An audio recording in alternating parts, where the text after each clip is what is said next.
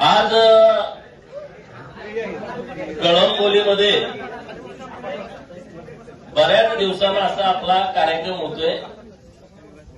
या कार्यक्रमासाठी उपस्थित माननीय ब्रह्मासेठ, आपल्या आटपाडीचे प्रथम नागरिक माननीय युटी जाधव सर, माननीय तानाजी मामा, बंडू सेठ, माननीय जयवंतराव, आपल्या या विभागातून जे निवडणूक लढवणार आहेत ते माननीय मोनिकाताई, माननीय सरस्वती देवीताई, माननीय रवी शेठ, माननीय विजय शेठ, व्यासपीठावरती उपस्थित अक्षयराज माने, माननीय आपले नगरसेवक जाधव साहेब, आप्पा आहेत, आता बरीच मंडळी आहे, नाराज होऊ नका नाव नाही घेतलं तर, कारण बऱ्याच जणांना मी पर्सनली ओळखतोय, नावानिशी ओळखतोय। जरा हॉल अपुरा पडला त्याबद्दल तुमची माफी मागतो, कारण आमच्या गाड्यांचा एमपीचा वगैरे अंदाज चुकला। महाराष्ट्रातला मराठवाड्यातला दुष्काळ कुणी हटवला, कुणी योजना आणल्या, तर त्या माणसाचं नाव आहे माननीय देवेंद्र फडणवीस। एकच माणूस आहे की ज्या माणसामुळे आपलं आता भविष्य बदललाय। आणि म्हणून मी देवाभावना मागच्या 8 दिवसापूर्वी भेटलो होतो आणि मी त्यांना अशी विनंती केली होती की तुम्ही आम्हाला कळंबोलीला किंवा कामोट्याला एक दिवसाचा म्हणजे 1 तासा 1.5 तासाचा आम्हाला वेळ द्या की आम्हाला तुम्हाला धन्यवाद द्यायचा आहे। म्हणजे काय कार्यक्रम आहे नेमका? मी म्हणलं जी आमची गावाकडची लोक आहेत पण पोटाचं खळगं भरण्यासाठी मुंबईमध्ये आहेत, परंतु गावाकडे तुम्ही पाणी दिलं, गावाकडे तुम्ही रस्ता दिला, गावाकडे तुम्ही चांगली शाळा दिली, गावाकडे चांगले दवाखाने दिले, गावातल्या सरपंचांना, गावातल्या पोलीस पाटलाला, कोतवालाला, रोजगार सेवकाला, आशा वर्करला, अंगणवाडी ताईला, शिक्षण सेवकाला, जो कॉन्ट्रॅक्ट बेसवरती ग्रामसेवक होता त्याला मानधन वाढवलं, म्हणजे गावासाठी तुम्ही केलंय। त्या गावाकडच्या लोकांच्या वतीनं धन्यवाद देवेंद्रजी म्हणून आम्हाला एक कार्यक्रम मुंबईमध्ये घ्यायचा आहे आणि त्या कार्यक्रमाला तुम्ही आम्हाला वेळ द्यावी। माननीय मुख्यमंत्री महोदयांनी मान्य केलंय की तुम्हाला मी वेळ देतो। घ्यायचा का कार्यक्रम मुख्यमंत्री महोदयांचा? म्हणजे किमान 10-15 हजार लोक पाहिजेत तुम्ही, तर मुख्यमंत्री महोदयांचा कार्यक्रम आपल्याला येत्या 8 दिवसात घेता येईल। तुम्ही जर हो म्हणला तर मी माननीय मुख्यमंत्री महोदयांच्याकडे विनंती करेन आणि आपण ते केलं पाहिजे। मित्रांनो, गावाकडे जाता जाता कुणाच्या खाटा लागत नाही, आम्हाला करा, सगळं गुळगुळीत रस्ते आहेत, डांबरी रस्ता आहे, सिमेंटचे रस्ते आहेत, हे कसं काय शक्य आहे? हे शक्य होतं? मी 4 तासात मुंबईत येतो, तुम्ही पण मुंबईत येता, पनवेलला किती वेळात येता? पहिला आम्ही लहानपणी मी सगळ्यांना सोडायला जायचो सायकलवर। तुम्हाला माहिती आहे लहानपणी मुंबईला सोडायला जायचं म्हणलं तर 20 रुपये मिळायचे, म्हणून आपण सगळ्यांना सोडायला जायचो एसटी पर्यंत। माणूस यायचा म्हणलं इकडून परळ खर्चून आमची गाडी होती, आज निघाली तर दुसऱ्या दिवशी संध्याकाळी यायची। तेव्हा काय झालं ते म्हणले खंडाळ्याच्या घाटात अडकले, तिथं ट्रॅफिक लागलं होतं म्हणून 2-2 दिवस लोक गावाकडे येत होते। आता ती परिस्थिती आहे का? आता ती परिस्थिती नाही आहे। आपण गावाकडे गेलो काय आलो काय कळत पण नाही। मला तर लोक अनेक वेळा होते खोटं बोलतोय काय, मला कसं पण मी म्हणतो मुंबईत आहे आणि परत संध्याकाळी मी गावाकडे असतो, तुम्ही दुपारी मुंबईत होता, अरे झाले 4 तासात गावाकडे येते ना। इतकं डेव्हलपमेंट माननीय मुख्यमंत्री महोदयांच्या नेतृत्वात झालंय। योजना आल्या, ओबीसींच्यासाठी योजना आल्या, आज ओबीसीची मुलं शिकतायत, गरीब मराठ्यांची पोरं शिकतायत, धनगर समाजाच्या पोरांच्यासाठी योजना आल्या सरकारच्या माध्यमातून। आज 10,000 पोरांना नामांकित इंग्रजी मीडियमच्या शाळेमध्ये धनगर समाजाच्या मुलांना ऍडमिशन दिलं जात आहे आणि त्याची सगळी फी सरकार भरताय, 1 रुपया सुद्धा तुम्ही भरायचं नाही। आज ज्या मुलांना वसतिगृहात ऍडमिशन मिळत नाही, जी मुलं मुंबईत शिकतायत, मुंबई, ठाणे, नवी मुंबई मेट्रो सिटी आहे, नागपूर, नाशिक, पुणे, पिंपरी चिंचवड, इथं जी धनगर समाजाची 12वीच्या नंतरची मुलं शिक्षण घेत आहेत, व्यावसायिक शिक्षण घेत आहेत, ज्यांना वसतिगृहात ऍडमिशन मिळत नाही, अशा मुलांना 61,000 रुपये आपण खात्यावरती देतोय। अशी एक चांगली योजना आपल्या सरकारनं आणलेली आहे धनगर समाजासाठी आणि तीच योजना ओबीसीच्या समाजाच्या मुलासाठी। आपल्या पोरांनी माहिती करून घेतलं पाहिजे, पोरं फॉर्म भरत नाहीत। एका जिल्ह्याला 600 मुलांना ही योजना लागू आहे। 36 जिल्ह्यामध्ये 21,000 किती होते बघा, 21,700 होत असतील। आकडा मागं पुढे होईल, मी काय गणिताचा तज्ञ आहे, तुम्ही बघून घ्या. 21,000 मुलांना आपण पैसे देतोय धनगर समाजाच्या, 21,000 मुलांना देतोय पैसे ओबीसीच्या. धनगर समाजासाठी एक योजना आणली. आदिवासी समाजाला ज्या पद्धतीनं सूतगिरणी मिळते तशा पद्धतीची सूतगिरणी तुमच्यासाठी आणली आहे. आता ते 138 कोटी रुपयावर गेलाय. त्याचं टोटल इस्टिमेट 138 कोटी पैकी 95% रक्कम सरकार देत आहे. तुम्ही फक्त 5% रक्कम भरायची आहे. तुम्ही सुद्धा सूतगिरणी काढू शकता. त्यातल्या कोणाला वाटत असेल की गावाकडे 10 एकर ज्याच्याकडे जागा आहे आणि त्यांना सूतगिरणी काढायची आहे, अशी धनगर समाजाची 50 सभासद एकत्र येऊन तुम्हाला सूतगिरणी काढता येते. दुसऱ्याची सूतगिरणी बघायची आवश्यकता नाही. तुम्ही सुद्धा चेअरमन होऊ शकता. तुम्ही सुद्धा व्हील चेअरवरती बसू शकता. तुमचं सुद्धा केबिन असेल. तुम्ही सुद्धा बेल वाजवून शिपायाला बोलवू शकता. करा तुम्ही. आम्ही तुमच्या सोबत आहे. आम्ही तुमच्या बरोबर आहे. पहिली राम शिंदे सरांना दिली, त्याचं काम सुरू झालंय. आता महाराष्ट्रातल्या बऱ्याच मुलांनी प्रस्ताव सादर केलेले आहेत. तशा पद्धतीचा प्रस्ताव पण आता एक आठवणीत सादर करतोय. मी दुसरा प्रस्ताव जतमध्ये सादर करतोय. 2 सूतगिरण्यांचा आपण तिकडे काढतोय. बाकीच्या आणि कुणाला काढायच्या वाटल्या, कुणाला खंडाळ्याला काढायचे, कुणाला लोणावळ्याला काढायचे, कुणाला फलटणला काढायचे, कुणाला मानला काढायचे, तुम्ही जिथं जिथं असाल तिथं तिथं तुम्ही काही 10-20 लोक मिळून तुम्ही प्रस्ताव द्या. तुम्हाला सरकार 95%, 50% सरकार देते, 45% कर्ज, त्याचं व्याज सरकार भरतंय, 5% तर आपण भरायचं आहे.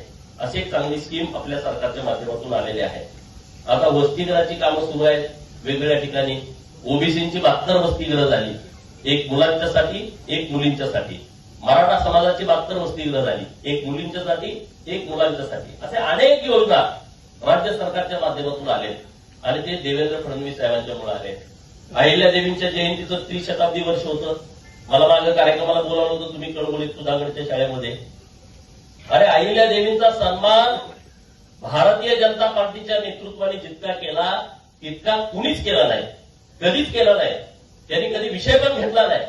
आज एवढे अहिल्यादेवींच्या नावाचे कार्यक्रम झाले देशभर. तुम्ही 31 मेच्या आधी 10 दिवस आणि नंतर 10 दिवस तुम्ही सगळ्यांची फेसबुक चेक करा, ट्विटर चेक करा, इन्स्टा चेक करा. सगळ्या राज्याचे मुख्यमंत्री, देशातल्या प्रत्येक मुख्यमंत्री आणि त्यांचं सगळं मंत्रिमंडळ नरेंद्र मोदी साहेबांनी कामाला लावलं होतं की तुम्ही एकच काम करा की पुण्यश्लोक अहिल्यादेवी होळकर यांच्या जयंतीचं 30 शताब्दी वर्ष तुम्ही साजरं करा. सगळीकडे देशभर कार्यक्रम झाले. मोठमोठ्या कॉलेजला नावं दिली अहिल्यादेवींची. इतकं मोठं काम देवाभाऊनी काय केलं अहिल्यादेवींच्यासाठी? सोलापूरच्या विद्यापीठाला पुण्यश्लोक अहिल्यादेवींचं नाव दिलं. एवढं सोपं काम नव्हतं.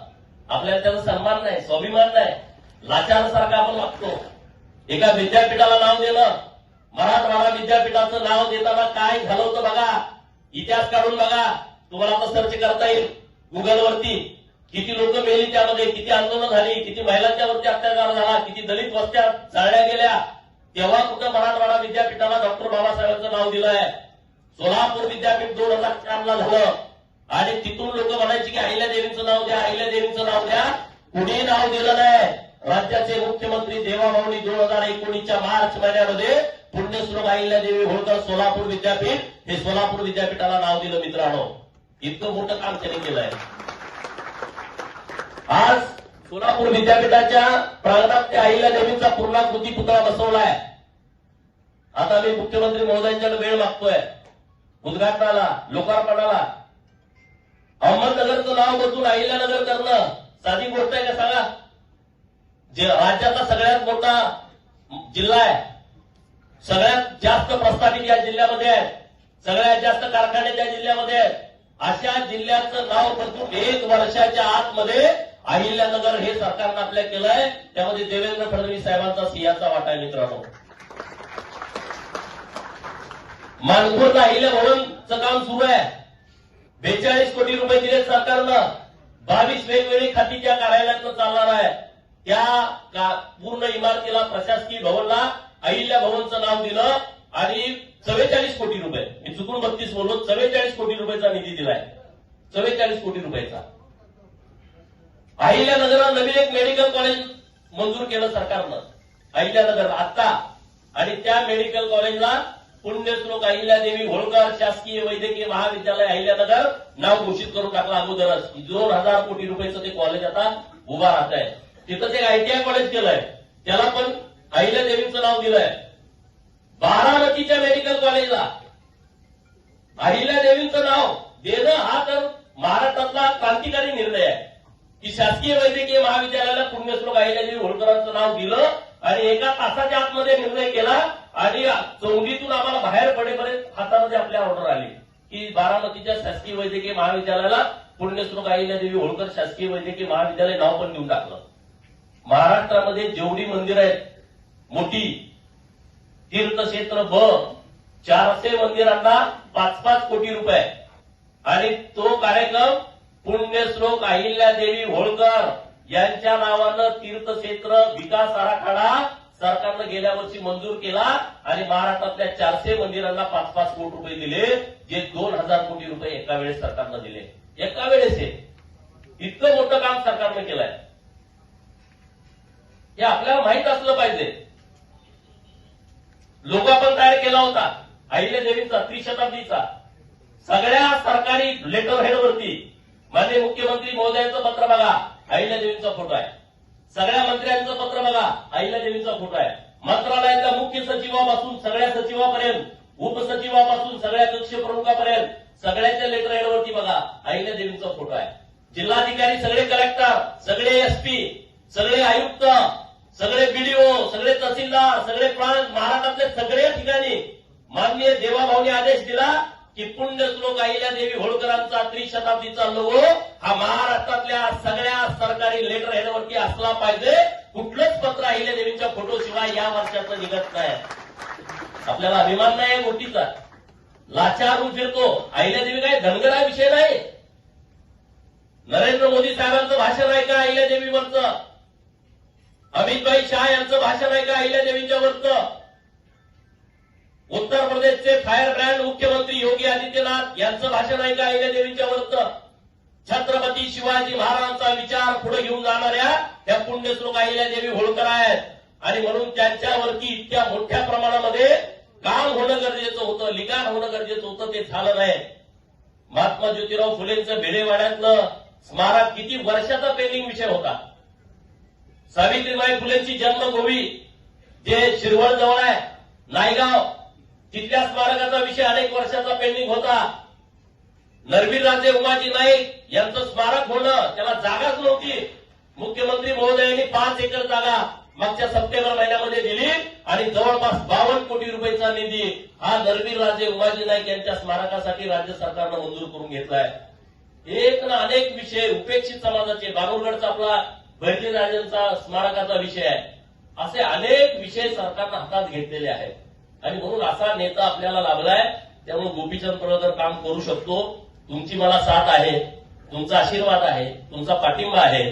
परंतु वरून सुद्धा ताकद असणं गरजेचे असते.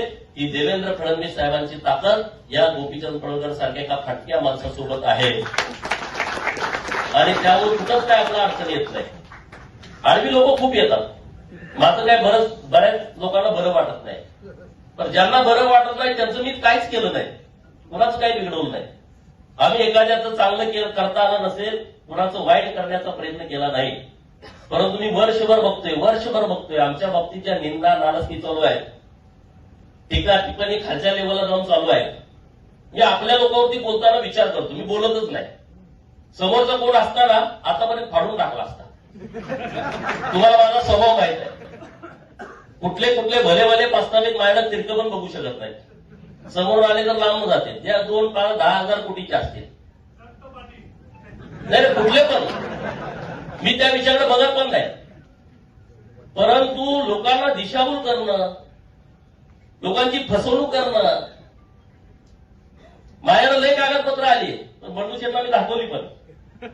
मी म्हणलं डीएसके करायला मला वेळ लागणार नाही, तर मी त्या भानगडीत पडत नाही. तुम्हाला उसं पाहायचं पण करायचं नाही.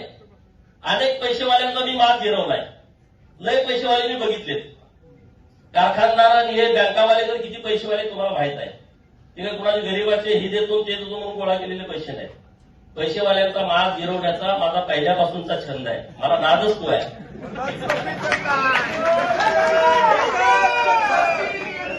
आणि जेवढा मस्तवाल माणूस पूर्ण आला का मला इंटरेस्ट येतो. काम करायला मजा येते. मोठ्या माणसाला भेटण्यामध्ये आपल्याला ताकद येते. पण जेव्हा आपली लोक येतात कारण नसताना तेव्हा वाईट वाटतं. ज्यांना भेटायचं त्याला भेटू ना. मग उपेक्षित लोकांची बाजू मी सभागृहात घेतो. लोक मला तुला कसं काय माहित, हे समाज तुला कसं काय माहित. अरे हा बहुजनांचं महाराष्ट्र आहे.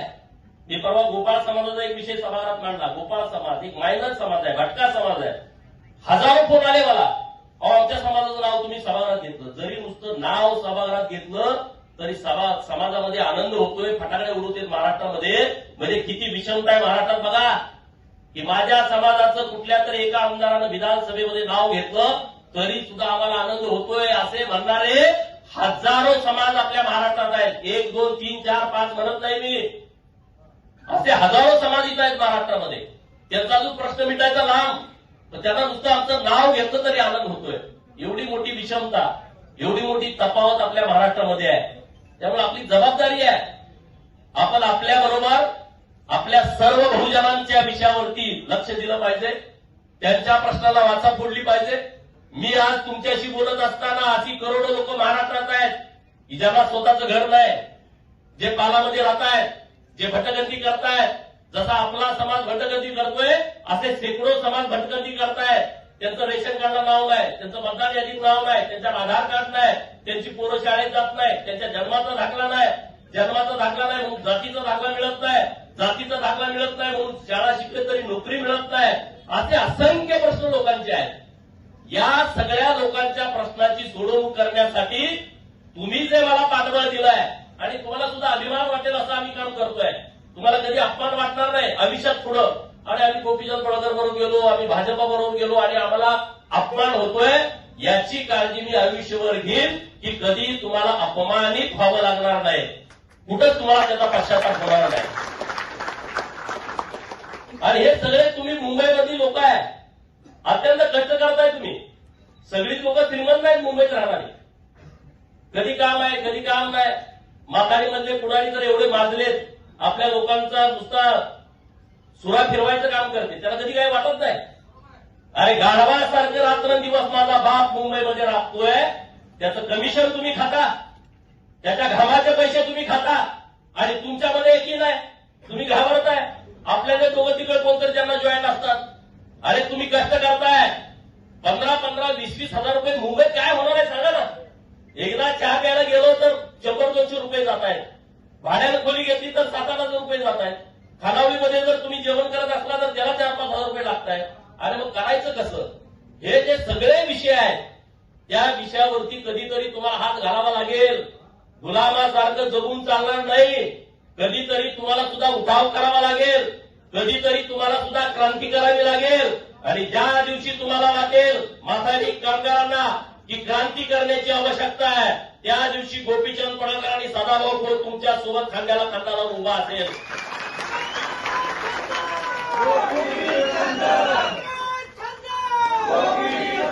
आणि हा विषय खूप मोठा आहे, लाखो लोकांचा विषय आहे. आमची इच्छा आहे या विषयाची यायची, कमिशन खाण्यासाठी नाही, अजिबात काही गरज पण नाही. अरे तुम्ही एवढं दिलंय आम्हाला, एवढा सन्मान मिळवून दिलाय. काय होता गोपीचंद पडळकर. लोक नावं ठेवायची, अरे याला राहायला घर आहे का. नव्हतं घर मला राहायला. विशेष परिस्थिती खरी होती. तो नुसता बोलतोय, गाडीतनं फिरतोय. त्या काळात तुम्ही माझ्यावरती विश्वास ठेवला, पाठबळ दिलं, ताकद दिली. महाराष्ट्रात तुम्ही नसेल असा कार्यकर्ता. मला अभिमान वाटतो की तुम्ही मला उभा केलाय, याचं सगळं श्रेय तुम्हाला जात आहे. त्या परिस्थितीमध्ये उभा राहणं एवढं शक्य नव्हतं. 2007चा आजचा जो काळ होता तेव्हा महाराष्ट्रातल्या राजकारणाची परिस्थिती अशी होती की ज्याच्याकडे साखर कारखाना आहे, ज्याच्याकडे सूतगिरणी आहे, जो जिल्हा बँकेचा चेअरमन आहे, ज्याच्याकडे मोठी एज्युकेशन सोसायटी आहे, ज्याच्याकडे मोठा दूध संघ आहे आणि ज्याच्याकडे शेकडो कोटी रुपये पडून आहेत, तोच माणूस महाराष्ट्रात राजकारण करू शकतो असा ट्रेंड तेव्हा होता. पण तुम्ही त्याचा विचार केला नाही की अरे आमचा पोरगा भटका आहे आणि मग त्याच्या पाठीमागे आम्ही कसं उभा राहायचं. तर तुम्ही सन्मानानं माझ्यासोबत उभा राहिला, ताकदीनं माझ्यासोबत उभा राहिला. आज आटपाडीमध्ये नगराध्यक्ष युटी जाधव सर झाले. मला अत्यंत आनंद झाला या गोष्टीचा. आटपाडी शहरामध्ये आपला नगराध्यक्ष होणं हे कधी शक्य नव्हतं, परंतु ते भारतीय जनता पार्टीच्या माध्यमातून शक्य झालंय. अमरसिंह बापू देशमुख यांच्या साथीनं भारतीय जनता पार्टीच्या कार्यकर्त्याच्या पाठबळावरती माननीय देवेंद्र फडणवीस साहेबांच्या कृपाशीर्वादावरती आटपाडी शहराचा पहिला नगराध्यक्ष होण्याचा मान एका शिक्षकाला मिळाला आहे आणि तो ईटी जाधव सरांना मिळाला आहे. मी त्यांना सुद्धा खूप खूप शुभेच्छा देईन. हीच आटपाडी आहे जिथं आमच्या मेंढक्याला मारायची, तीच आटपाडी आहे मेंढर हिसकावून घेऊन जायची, तीच आटपाडी आहे की एके दिवशी 11 मेंढर गाडीत घालून एक पोरगा गेला होता आणि त्याला कुणीतरी सांगितलं की गोपीचंद पळकर नावाचा पोरगा आहे, त्याला जाऊन भेट. आणि तो माणूस माझ्याकडे आला. मी त्या दिवशी 20 फेब्रुवारी दिवस होता, महात्मा फुले यांच्या मला जयंतीचा कार्यक्रम होता आणि कटगुडला जायची आम्ही तयारी करत होतो. शनिवारचा बाजार होता.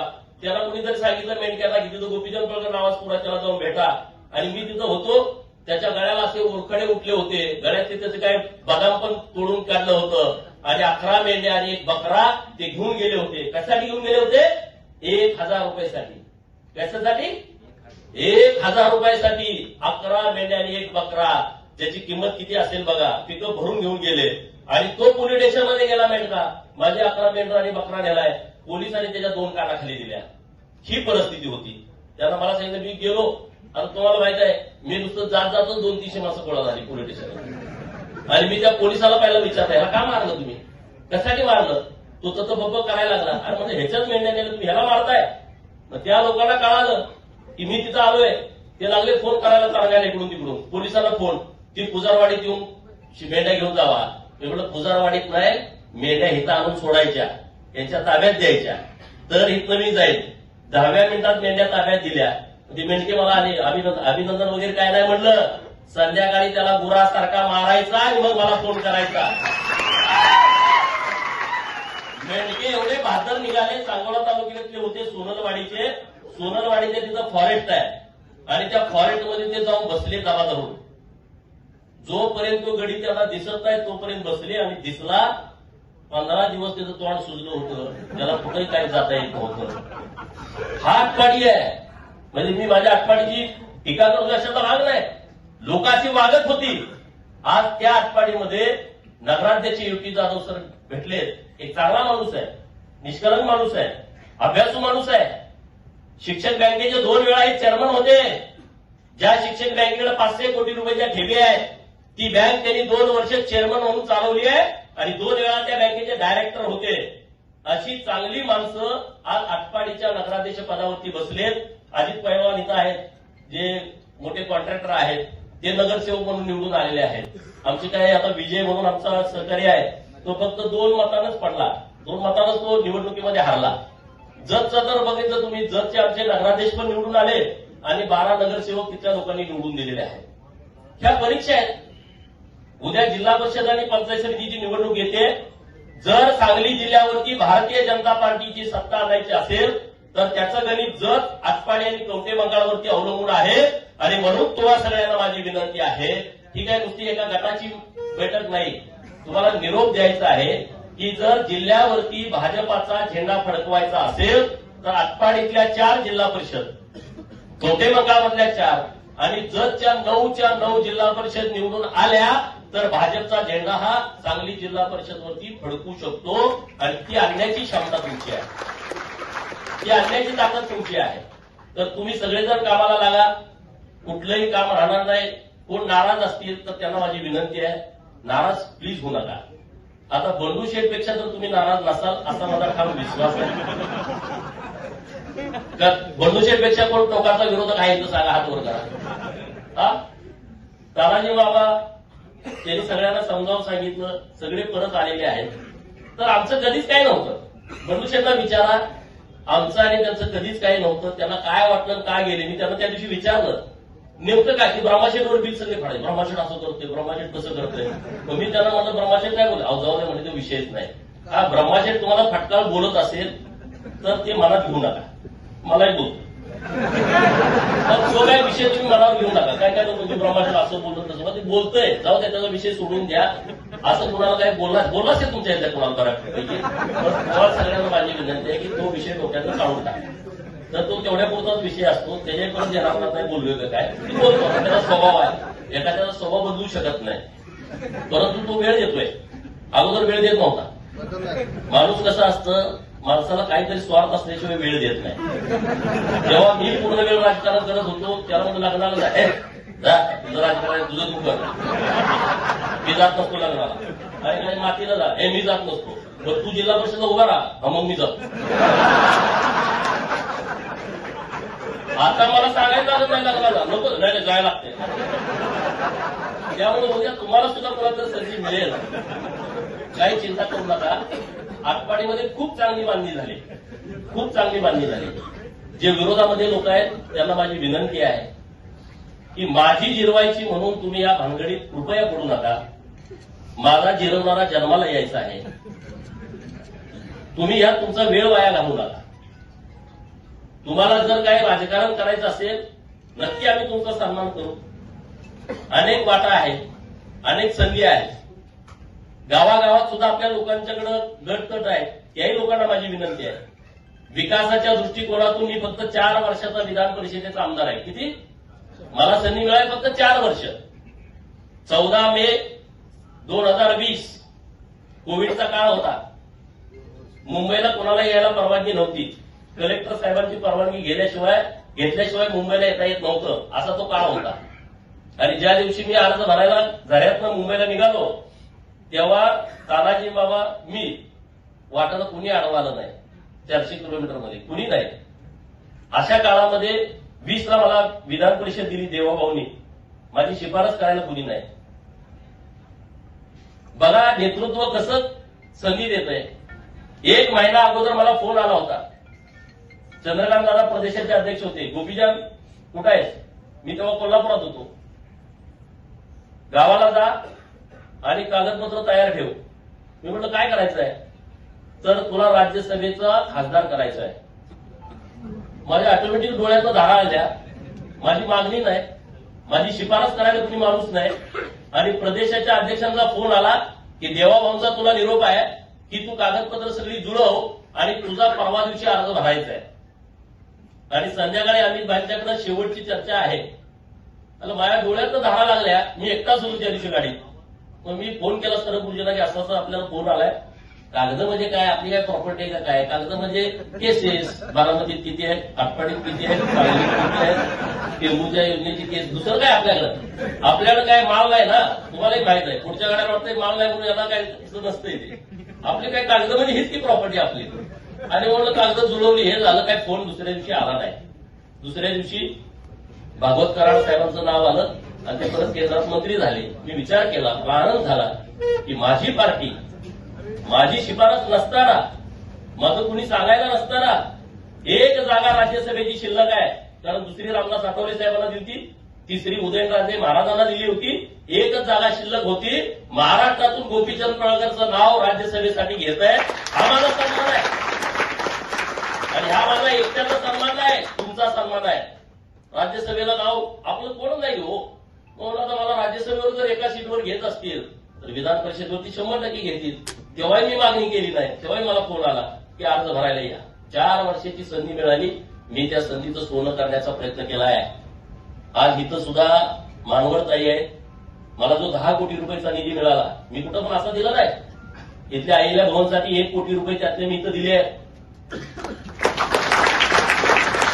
आता दुपारनंतर आपण ज्या मायाका मंदिरामध्ये पालखीसाठी जाणार आहे त्या मंदिरामध्ये सगळे अतिक्रमण करते. बघितलं तुम्ही. मुळे बंधू सारखं ते फायटिंग करून त्यांनी ती जागा ठेवली होती. मी विचार केला मुंबईमधली मोठ्याची जागा आहे आणि ती आपल्या लोकांच्या ताब्यात राहिली पाहिजे. म्हणून पहिल्यांदा 1 कोटी रुपये दिले आणि परत 5 कोटी रुपये दिले. असे 6 कोटी रुपये मुंबईच्या मायाका देवीच्या मंदिरासाठी दिले. 6 कोटी रुपये. आता ते काम सुरू आहे. म्हणजे 2-3 महिन्याच्या नंतर परत तुम्हाला तिकडे कुणी जायची गरज नाही. एखादं लग्न काही तिथं होऊ शकतं. म्हणजे मुंबईबद्दल मी सांगतोय. आता आपल्याला मुंबईत एक काम हातात घ्यायचं आहे. चर्च गेटला जो अहिल्या देवींचा पुतळा आहे तो पूर्णाकृती पुतळा बसवायचं काम आपल्याला हातामध्ये आता घ्यायचं आहे. मुंबईमध्ये भव्य दिव्य अहिल्या देवींचं चर्च गेटच्या तिथमध्ये स्मारक आहे, ते डेव्हलप करायचं आहे. मी 4 दिवसापूर्वी मुंबईला आलो होतो. माननीय मुख्यमंत्री महोदयांना भेटलो, माननीय गिरीश भाऊ महाजन यांना भेटलो. कारण ते सगळं नाशिकचं कुंभमेळ्याचं ते बघतायत गिरीश भाऊ. आणि त्यांच्याकडे मी मागणी केली की अहिल्या देवीने इतकं देशभर काम केलंय आणि आता कुंभमेळा आपल्या नाशिकला होतोय. तर रामकुंडावरती जे अहिल्यादेवींचा होळकर वाडा आहे, त्या होळकर वाड्याच्या समोर अहिल्यादेवींचं एक भव्य दिव्य स्मारक झालं पाहिजे आणि ती मागणी सरकारनं आपली मान्य केलेली आहे. तिथं रोज लाखो लोक येतात. नाशिकला त्र्यंबकेश्वरला आल्याच्या नंतर तिथं रामकुंडावरती लोक जातातच. कुंभमेळ्याला करोडो लोक येणार आहेत. कुंभमेळा होण्यापूर्वी अहिल्यादेवींचा हातामध्ये पिंड असणारा पूर्णाकृती पुतळा आपल्याला रामकुंडावरती बसवायचा आहे आणि सरकारकडून तशा सूचना महानगरपालिकेच्या आयुक्तांना मागच्या 4 दिवसापूर्वी दिलेल्या आहेत. तर ते काम आता आपण करतोय. सांगलीचं तुम्ही अहिल्यादेवीच्या स्मारकाचं लोकार्पण बघितलं असेल. इतका मोठा भव्य दिव्य महाराष्ट्रातला घोड्यावरचा तो अश्वारूढ पुतळा आहे, तो अहिल्यादेवींचा सांगली महानगरपालिकेने बसवला. आता एक हत्तीवरचा अहिल्यादेवींचा एक पुतळा बसवायचा मानस आहे आमचा. हत्तीवरचा अहिल्यादेवींचा पुतळा कुठं नाही. आणि अहिल्यादेवी लढाईला जाताना एकदा हत्तीवरून गेल्या होत्या आणि म्हणून तो एक संदर्भ घेऊन अहिल्यादेवींचं हत्तीवरचं चित्र नवीन तयार करून तशा पद्धतीचा एक पुतळा आपल्याला तयार करायचा आहे आणि त्याचंही काम आम्ही आता लवकर हातामध्ये घेतोय. असे अनेक विषय आपण हातामध्ये घेतोय करतोय. तर तुम्हाला सगळ्यांना माझी विनंती आहे की तुमचा कधी मी फोन उचलला नसेल, राग दुसरा काहीच नाही, तुमचा फोन उचलला नाही, तुमच्याशी बोललो नाही, एवढंच, दुसरं काहीच नाही. याच्यापेक्षा काय आहे? आता लय मोठा झालाय माझा फोन उचलला नाही असं तुम्हाला वाटत असेल. मी इतरांच्यासाठी मोठा झाला असेल, तुमच्यासाठी छोटाच आहे. आणि तो काय वाचा सगळ्या पोरांनी. आपल्याला आदर्श कोणाचा घ्यायचा आहे? मल्हाररावांचा. आपली पोरं म्हणते ड्रायव्हरला मग तुम्ही काय केलंच नाही, मुंबईत फ्लॅट नाही, आम्हाला कॉलेजला जायला गाडी नाही, तिकडे पोरं शायनिंग मध्ये येते, मग आम्हाला तुम्ही काहीच करून ठेवला. कसा करणार? तो जर माताडीत असला बाप तुला जगवला हेच नशीब बघ.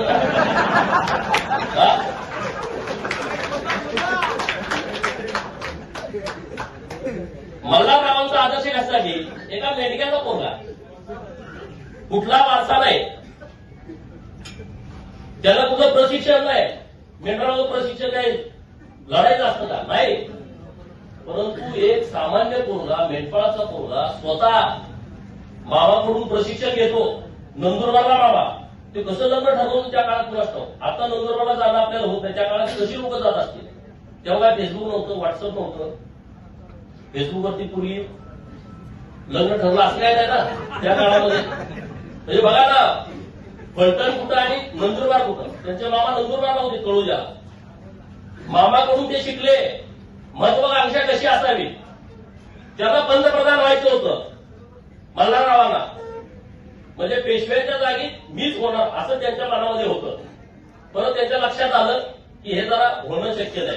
प्रचंड धुरंधर होते, मग ते सुभेदार झाले आणि हा सगळा प्रांत त्यांच्या ताब्यात होता, सुभेदार मल्हाररावांचा. म्हणजे इथून अटक कटक पर्यंत जायचे, म्हणजे अफगाणिस्तानच्या बॉर्डर पर्यंत. 2-2, 4-4 महिने नुसती घोडी सोनं हे चालायला असायचे, एवढं नुसता दरारा होता. एकदा ते जयपूरला जाणार होते, तिथल्या राजाने आत्महत्या करून घेतली. मल्हारराव येणार आहे म्हणलं. इतका धसका होता, असा धसका तुमचा पाहिजे. नुसतं येणार आहे म्हणलं तर गादीवर कुणाला बसवायचं ते ठरवायचे सगळे. उत्तर भारतामध्ये कुणाला गादी बसवायचंय, कुणाला काढायचंय, कुणाला काय करायचंय, असं इतकं त्यांचा दरार होता. आणि मग आपण म्हणतोय अरे असं काय होईल, त्याचं कसं होईल. मग आपण कसं काय मल्हाररावांचे मावळे असू शकत नाही ना. पण मल्हाररावांनी छत्रपती शिवाजी महाराजांचा विचार पुढे दिला. शिवाजी महाराजांचं निधन झालं 1680ला, 1689ला संभाजी महाराजांचं झालं आणि 1693ला मल्हाररावांचा जन्म आहे. म्हणजे संभाजी महाराजांच्या जाण्यानंतर 4 वर्षानंतर मल्हाररावांचा जन्म आहे आणि 1725ला अहिल्यादेवीचा जन्म आहे. तो सगळा जरा काळ अभ्यासून आपण सगळ्यांनी पुढे जाण्याची आवश्यकता आहे. आपल्या प्रत्येकाच्या घरामध्ये मल्हाररावांचा फोटो असला पाहिजे, यशवंतराव होळकरांचा फोटो असला पाहिजे, छत्रपती शिवाजी महाराजांचा, बाबासाहेबांचा, अहिल्यादेवीचा फोटो, महात्मा ज्योतिबा फुलेंचा फोटो असला पाहिजे. सगळ्या महापुरुषांचे.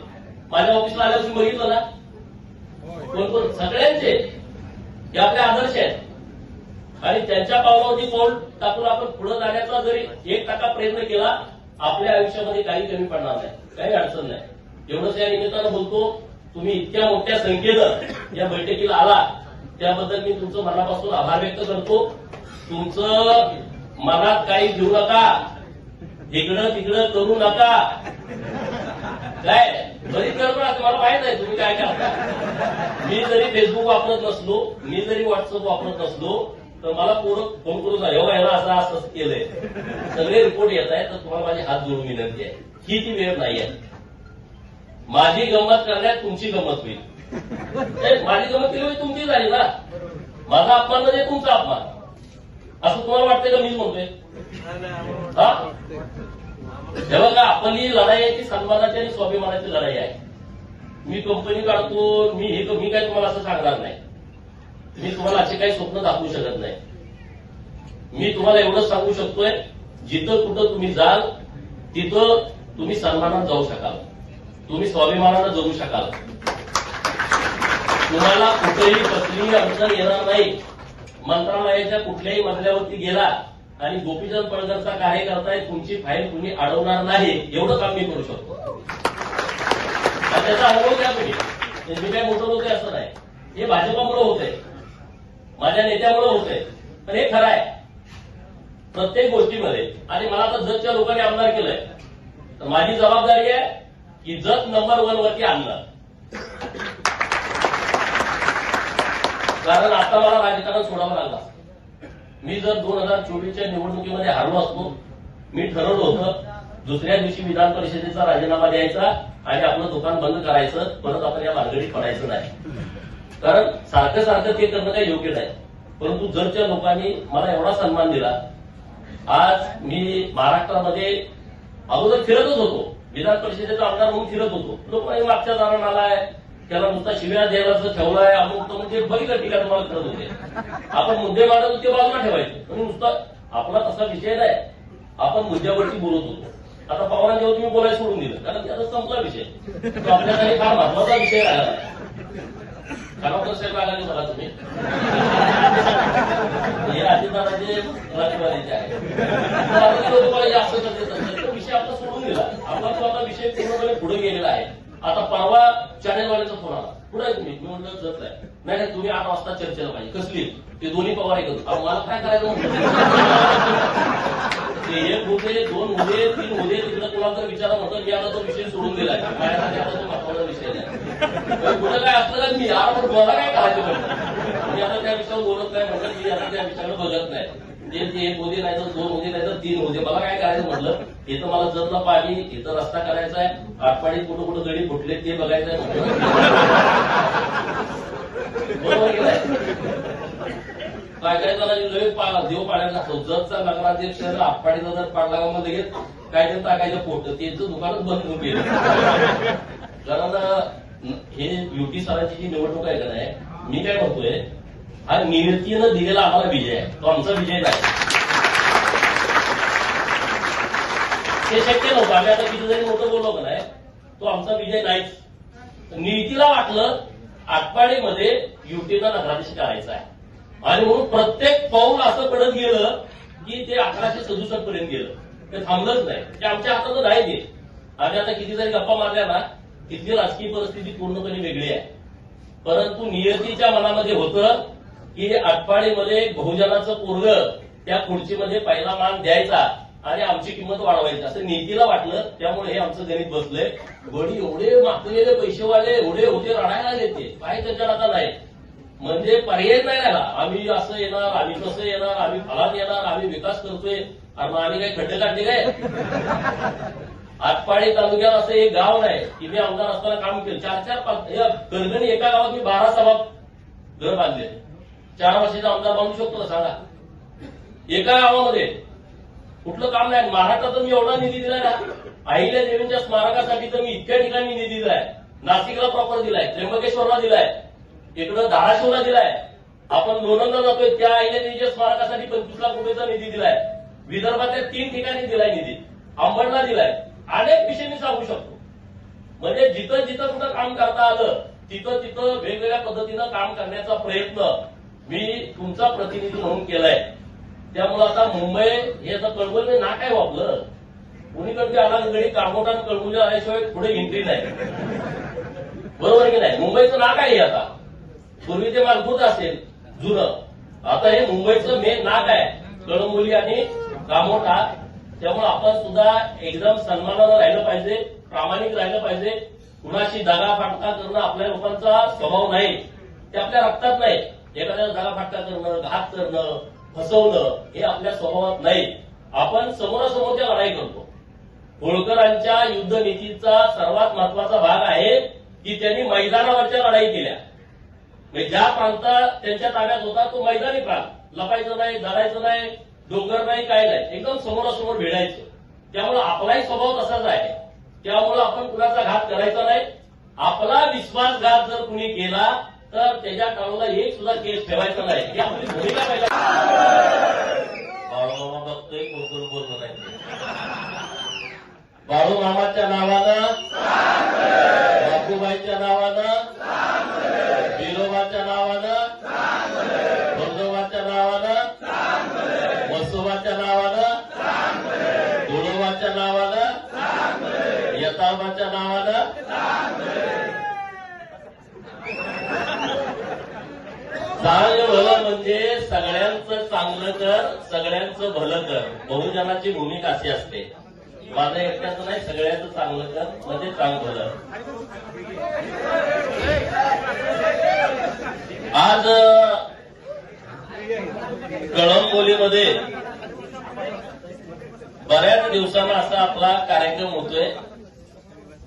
या कार्यक्रमासाठी उपस्थित माननीय ब्रह्मासेठ, आपल्या आटपाडीचे प्रथम नागरिक माननीय युटी जाधव सर, माननीय तानाजी मामा, बंडू सेठ, माननीय जयवंतराव, आपल्या या विभागातून जे निवडणूक लढवणार आहेत ते माननीय मोनिकाताई, माननीय सरस्वती देवीताई, माननीय रवी शेठ, माननीय विजय शेठ, व्यासपीठावरती उपस्थित अक्षयराज माने, माननीय आपले नगरसेवक जाधव साहेब, अप्पा आहेत. आता बरीच मंडळी आहे, नाराज होऊ नका नाव नाही घेतलं तर, कारण बऱ्याच जणांना मी पर्सनली ओळखतोय, नावानिशी ओळखतोय.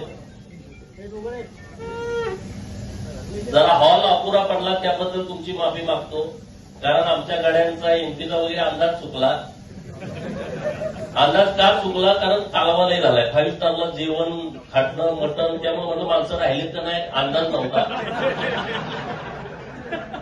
तर त्या आता लोकांना कळलं की 5 स्टारचं मटण खाणारे लोक ही नाही आहेत, ही लोक गरीब लोक आहेत, झुणकानी भाकरी खातात आणि गोपीचंद पडळकरला साथ देतात. हे परत एकदा तुम्ही सिद्ध केलं. गोपीचंद पडळकर तुम्हाला 7 स्टारला जेवण देऊ शकत नाही, पण 7 स्टारचा सन्मान आणि स्वाभिमान मिळवून देऊ शकतो.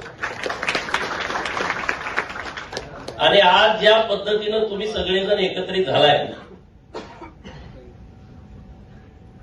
राजकारण हे सन्मान मिळवून देणारं,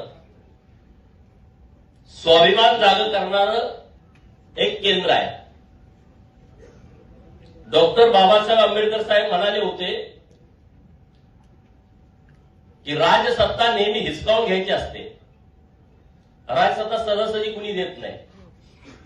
लग्नात जो नवरदेवासाठी सिंहासन ठेवलेलं असतं त्याच्यावर आपल्याला बसू देतात फोटो वगैरे काढायला, परंतु सत्तेच्या खुर्चीमध्ये कुणी सहजासहजी बसू देत नाही. एक तर ती हिसकावून घ्यावी लागते, नाहीतर सत्तेवर जो कोणा त्याला लाट घालून बाजूला करावा लागतो. त्याच्याशिवाय दुसरा कोणी पर्याय आपल्याजवळ असू शकत नाही. तुम्ही ती लोक आहात की ज्यांनी तुम्हाला 10,000 जरी पगार असला तर त्यातले 5,000 गोपीचंद पडळकरसाठी पडत्या काळात खर्च केलेले आहेत. तुम्ही ती लोक आहात की मुंबईमधून तुम्हाला एसट्या बसेस द्यायला माझ्याकडे पैसे नव्हते, ट्रॅव्हल्स करायला माझ्याकडे पैसे नव्हते, तेव्हा तुम्ही स्वतःच वर्गणी काढून ट्रॅव्हल्स भाड्याने ठरवून त्या ट्रॅव्हल्समध्ये लोकांना बसवून गावाकडे आणून मतदान करून तुम्ही परत आलाय. अशी तुम्ही सगळी मंडळी आहात. त्यामुळं ज्यांनी त्यांच्या पगारातलं 5,000 रुपये गोपीचंद पडळकरसाठी खर्च केले ते कुणाच्या तरी 5,000साठी गोपीचंद पडळकरचा अपमान करणार नाहीत, इतकी क्षमता लोकांच्यामध्ये आहे, इतकी ताकद लोकांच्यामध्ये आहे. आणि आज सगळी परिस्थिती बदलली आहे. महाराष्ट्रामध्ये देवेंद्र फडणवीस नावाचा एक निष्कलंक चारित्र्य संपन्न मुख्यमंत्री महाराष्ट्राला लाभला आहे, जो माणूस या महाराष्ट्राचं हित जोपासतोय, या महाराष्ट्रातल्या 18 पगड जातीला, बहुजनांना, गोरगरिबांना, उपेक्षितांना, वंचितांना न्याय देतोय, त्यांच्यासाठी योजना तयार करतोय, नुसत्या योजना तयार करत नाही, त्या योजनांची अंमलबजावणी करतोय, असा खमक्या नेता महाराष्ट्राला लाभलाय. या नेत्याच्या पाठीमागं आपल्या सगळ्यांना ठामपणे उभं राहायचं आहे. भारतीय जनता पार्टीच्या नेत्याच्या पाठीमागं आपल्याला ठामपणे उभं राहायचं आहे. आज गावाकडे पाणी आलं, कुणामुळे आलं? गावाकडे पाणी आमदारांच्यामुळे नाही आलं. आम्ही तिथे प्रतिनिधी आहोत. आज पश्चिम महाराष्ट्रातला, मराठवाड्यातला दुष्काळ कुणी हटवला, कुणी योजना आणल्या, तर त्या माणसाचं नाव आहे माननीय देवेंद्र फडणवीस. एकच माणूस आहे की ज्या माणसामुळे आपलं आता भविष्य बदललंय. आणि म्हणून मी देवाभावना मागच्या 8 दिवसापूर्वी भेटलो होतो आणि मी त्यांना अशी विनंती केली होती की तुम्ही आम्हाला कळंबोलीला किंवा कामोट्याला 1 दिवसाचा म्हणजे 1 तासा 1.5 तासाचा आम्हाला वेळ द्या की आम्हाला तुम्हाला धन्यवाद द्यायचा आहे. म्हणजे काय कार्यक्रम आहे नेमका? मी म्हणलं जी आमची गावाकडची लोक आहेत पण पोटाचं खळगं भरण्यासाठी मुंबईमध्ये आहेत, परंतु गावाकडे तुम्ही पाणी दिलं, गावाकडे तुम्ही रस्ता दिला, गावाकडे तुम्ही चांगली शाळा दिली, गावाकडे चांगले दवाखाने दिले, गावातल्या सरपंचांना, गावातल्या पोलीस पाटलाला, कोतवालाला, रोजगार सेवकाला, आशा वर्करला, अंगणवाडी ताईला, शिक्षण सेवकाला, जो कॉन्ट्रॅक्ट बेसवरती ग्रामसेवक होता त्याला मानधन वाढवलं. म्हणजे गावासाठी तुम्ही केलंय. त्या गावाकडच्या लोकांच्या वतीनं धन्यवाद देवेंद्रजी म्हणून आम्हाला एक कार्यक्रम मुंबईमध्ये घ्यायचा आहे आणि त्या कार्यक्रमाला तुम्ही आम्हाला वेळ द्यावी. माननीय मुख्यमंत्री महोदयांनी मान्य केलंय की तुम्हाला मी वेळ देतो. घ्यायचा का कार्यक्रम मुख्यमंत्री महोदयांचा? म्हणजे किमान 10-15 हजार लोक पाहिजेत तुम्ही, तर मुख्यमंत्री महोदयांचा कार्यक्रम आपल्याला येत्या 8 दिवसात घेता येईल. तुम्ही जर हो म्हणला तर मी माननीय मुख्यमंत्री महोदयांच्याकडे विनंती करेन आणि आपण ते केलं पाहिजे. मित्रांनो, गावाकडे जाता जाता कुणाच्या खाटा लागत नाही. हा करा, सगळं गुळगुळीत रस्ते आहेत, डांबरी रस्ता आहे, सिमेंटचे रस्ते आहेत. हे कसं काय शक्य आहे? हे शक्य होतं? मी 4 तासात मुंबईत येतो, तुम्ही पण मुंबईत येता, पनवेलला किती वेळात येता? पहिला आम्ही लहानपणी मी सगळ्यांना सोडायला जायचो सायकलवर. तुम्हाला माहिती आहे, लहानपणी मुंबईला सोडायला जायचं म्हटलं तर 10-20 रुपये मिळायचे, म्हणून आपण सगळ्यांना सोडायला जायचो एसटी पर्यंत. माणूस यायचा म्हटलं इकडून परळ खर्चून आमची गाडी होती, आज निघाली तर दुसऱ्या दिवशी संध्याकाळी यायची. त्यामुळे काय झालं ते म्हणजे खंडाळ्याच्या घाटात अडकले, तिथं ट्रॅफिक लागलं होतं, म्हणून 2-2 दिवस लोक गावाला येत नव्हती. आता ती परिस्थिती आहे का? आता ती परिस्थिती नाही आहे. आपण गावाला गेलो काय आलो काय कळत पण नाही. मला तर लोक अनेक वेळा होते खोटं बोलतोय काय, मला कसं पण मी म्हणतो मुंबईत आहे आणि परत संध्याकाळी मी गावाला असतो. तुम्ही दुपारी मुंबईत होता, अरे झाले 4 तासात गावाला येते ना. इतकं डेव्हलपमेंट माननीय मुख्यमंत्री महोदयांच्या नेतृत्वात झालंय. योजना आल्या, ओबीसींच्यासाठी योजना आल्या. आज ओबीसीची मुलं शिकतायत, गरीब मराठ्यांची पोरं शिकतायत, धनगर समाजाच्या पोरांच्यासाठी योजना आल्या सरकारच्या माध्यमातून. आज 10,000 पोरांना नामांकित इंग्रजी मीडियमच्या शाळेमध्ये धनगर समाजाच्या मुलांना ऍडमिशन दिलं जात आहे आणि त्याची सगळी फी सरकार भरत आहे. 1 रुपया सुद्धा तुम्ही भरायचं नाही. आज ज्या मुलांना वसतिगृहात ऍडमिशन मिळत नाही, जी मुलं मुंबईत शिकतायत, मुंबई, ठाणे, नवी मुंबई मेट्रो सिटी आहे, नागपूर, नाशिक, पुणे, पिंपरी चिंचवड, इथं जी धनगर समाजाची 12वीच्या नंतरची मुलं शिक्षण घेत आहेत, व्यावसायिक शिक्षण घेत आहेत, ज्यांना वसतिगृहात ऍडमिशन मिळत नाही, अशा मुलांना 61,000 रुपये आपण खात्यावरती देतोय. अशी एक चांगली योजना आपल्या सरकारनं आणलेली आहे धनगर समाजासाठी आणि तीच योजना ओबीसीच्या समाजाच्या मुलासाठी. आपल्या पोरांनी माहिती करून घेतलं पाहिजे. पोरं फॉर्म भरत नाहीत. एका जिल्ह्याला 600 मुलांना ही योजना लागू आहे. 36 जिल्ह्यामध्ये 21,000 किती होते बघा, 21,600 होत असतील. आकडा मागं पुढे होईल, मी काय गणिताचा तज्ञ आहे, तुम्ही बघून घ्या. 21,000 मुलांना आपण पैसे देतोय धनगर समाजाच्या, 21,000 मुलांना देतोय पैसे ओबीसीच्या. धनगर समाजासाठी एक योजना आणली. आदिवासी समाजाला ज्या पद्धतीनं सूतगिरणी मिळते तशा पद्धतीची सूतगिरणी तुमच्यासाठी आणली आहे.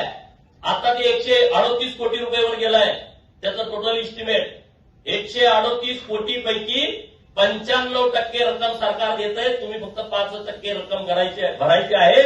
तुम्ही सुद्धा सूतगिरणी काढू शकता. त्यातल्या कुणाला वाटत असेल की गावाकडे 10 एकर ज्याच्याकडे जागा आहे आणि त्यांना सूतगिरणी काढायची आहे, अशी धनगर समाजाची 50 सभासद एकत्र येऊन तुम्हाला सूतगिरणी काढता येते. दुसऱ्याची सूतगिरणी बघायची आवश्यकता नाही. तुम्ही सुद्धा चेअरमन होऊ शकता. तुम्ही सुद्धा व्हील चेअरवरती बसू शकता.